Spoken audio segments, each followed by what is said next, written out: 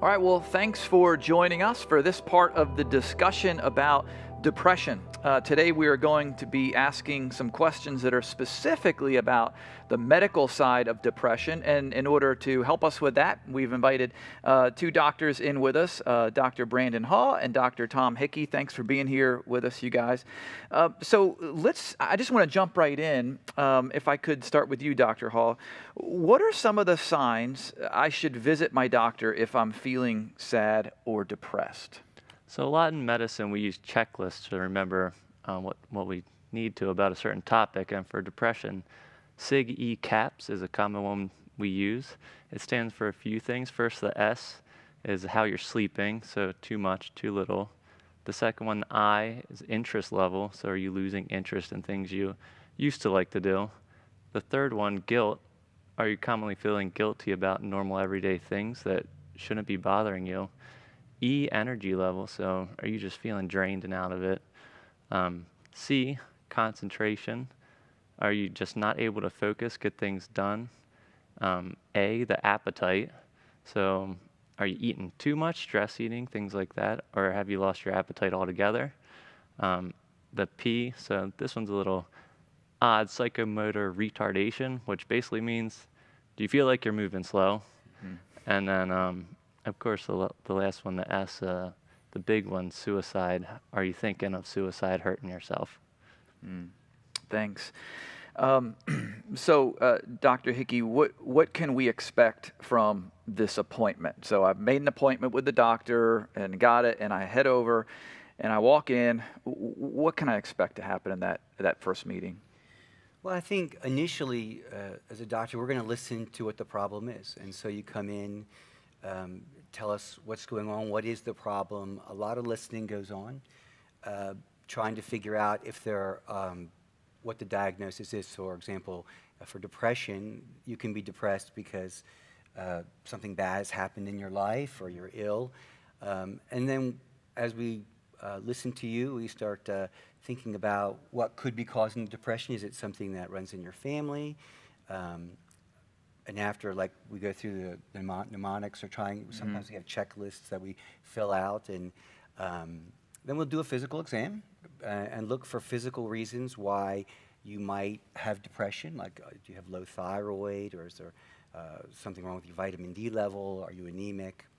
And then after that, we get the information together, and then we try to make a diagnosis based on talking to you, doing a physical exam, and then occasionally we'll also do some blood work. So how do you, as a doctor, decide like what kind of depression the patient might have?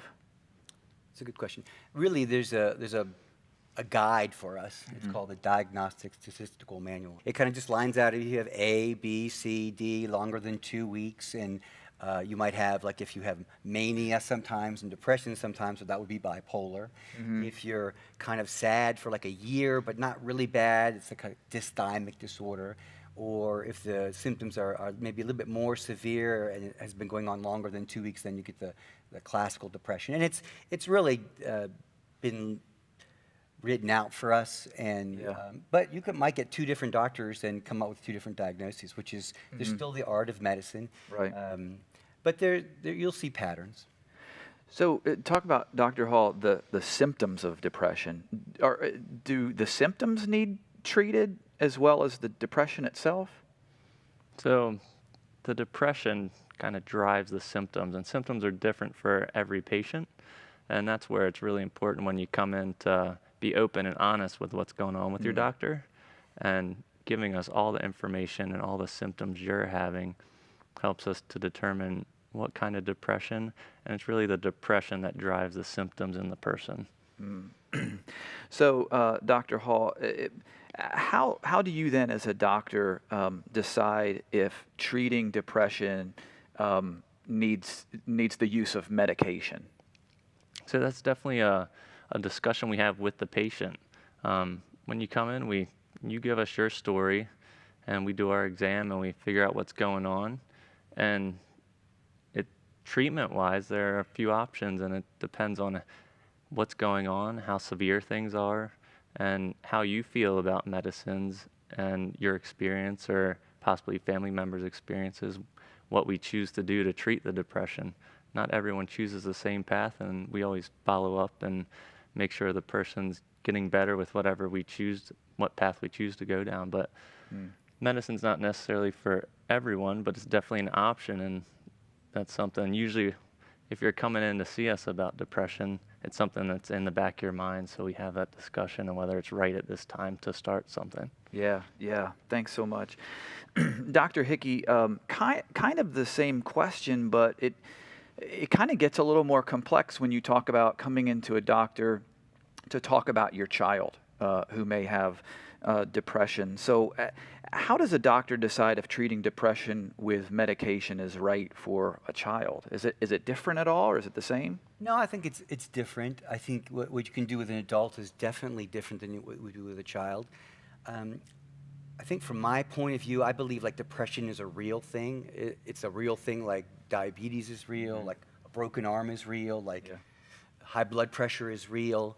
It happens to be in our brain, and because I believe it's real and it has real treatments. And so for children, it's like Dr. Hall said, it depends on how severe, what's going on. Do we need inpatient, outpatient? Typically with children, we're more conservative, so we may try counseling first and then medicines. But there are many studies that show that counseling plus medicines are better than just either one alone.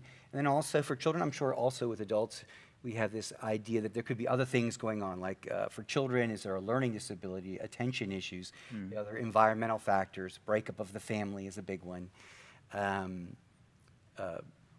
being medically ill or having something going on physically.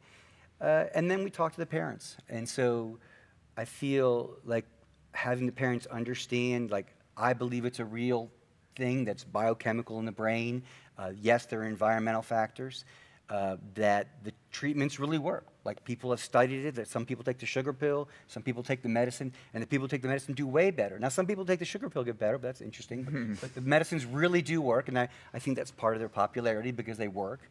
And in the end, we're just trying to do what's best for, in my case, the child or for the patient. And I kind of use this thing with the parents, like I say, if we do a medicine, if you can't tell it's working, then it's not working, and then we change it.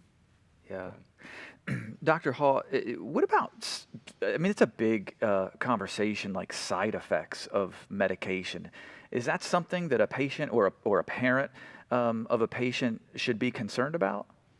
Yeah, so there's side effects with any medicine, and it's definitely a big concern. Of course, when you pick up your medicine, there's a laundry list probably attached to it, but there are usually a few common ones. The medicines can often make you either tired or they can also give you energy. So some people, after they take it, they find they're tired all day, taking more naps, or some people will take it and they'll find they're kind of wired. They can't get to sleep at night. So with those things, we can sometimes adjust how you take the medicine, take it at night versus in the morning. There are other things that they can do while your body's getting used to the increase in the hormones. Dry mouth, you can get some nausea, some GI upset sometimes. But I always tell people with any medicine, it's different for every person. So if you start the medicine and you think you're having a side effect, let us know and we'll talk about what's going on and tell you whether we think it is a side effect and if we think we should give it some more time to see if once your body gets used to the medicine, it works itself out. But if not, there are always other options. And one of the big things with the depression world of medicine is there are a ton of medicines in those classes. So there's a lot of stuff we can choose. You don't have to suffer through something that's doesn't feel good. Well, thanks. Dr. Hickey, you probably get this question a lot, is my guess. So maybe you prescribe medication for someone. I think maybe the next question is, how long am I going to need to be on this medication? What's your response? Well, the typical answer is we don't know. Yeah. If it works, there's this concept called plasticity of the brain now. And there's a lot of new research. There's this idea like, let's say I get anxious and depressed for whatever reason. the longer I stay down there, the more that turns into the new me. So if you are having symptoms for longer, two or 3 weeks, we like to treat and get you back up to normal. And then the longer you stay normal, then the more that becomes the new you. The recommendations right now is to use medicines for a minimum of 6 months to a year. I personally don't wean medicines in the wintertime because I feel like you have like different triggers or environmental factors. So when it's dark and cold, I don't do it. If they are using medicines and we are weaning, then we go slow. And so if the symptoms come back, we can go back up. But I usually say 6 months to a year. For some people, that's going to be wonderful, and they may need it episodically or never again. For other people, it's kind of like low thyroid, and they're going to be on a dose for their whole life. But on the medicine, it makes a big difference in their quality of their life. And so each person, like Dr. Hall was saying, is individual, and it's not one size fits all. Thanks.